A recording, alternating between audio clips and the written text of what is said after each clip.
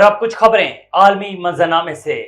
مصری وزیر خارجہ سامح شکری نے کہا ہے کہ غزہ میں قیدیوں اور جنگ بندی کے معاہدے پر پہنچنے کے لیے مذاکرات ابھی جاری ہیں۔ قطری نشریاتی ادارے کی رپورٹ کے مطابق مصری وزیر خارجہ نے امریکی ٹیلی ویژن نیٹ ورک کو بتایا کہ مذاکرات جاری ہیں اور ان میں خلل نہیں پڑا۔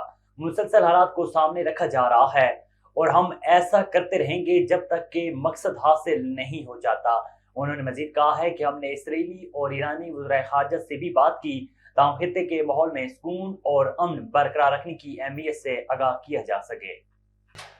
برطانوی وزیر اعظم رشی سناک نے اپنے اسرائیلی ہم منصب نیتن یاہو سے ٹیلی فونک گفتگو میں کشیدگی کم کرنے پر زور دیا۔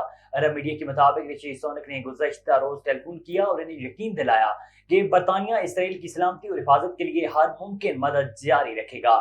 رشی سناک نے کہا ہے کہ کشیدگی میں اضافہ کسی کے مفاد میں نہیں اور یہ مشرق وسطی میں عدم تحفظ کا باعث بنے گا۔ متحدہ عرب امارات میں شدید بارشوں نے تباہی مچا دی۔ ملک میں بارشوں کا 75 سالہ ریکارڈ ٹوٹ گیا۔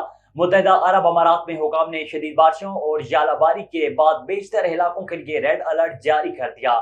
متحدہ عرب امارات میں دبئی، شارجہ اور ابوظہبی سمیت دیگر ریاستوں میں طوفانی بارشوں اور ژالہ باری کے بعد وسیع علاقے اور سڑکیں پانی میں ڈوب گئیں۔ درجنوں میٹرو اسٹیشنز اور انڈر پاس پانی سے بھر گئے۔ دبئی کی سب سے اہم شاہراہ شیخ زاید روڈ کے متعدد حصے بند کر دیے گئے۔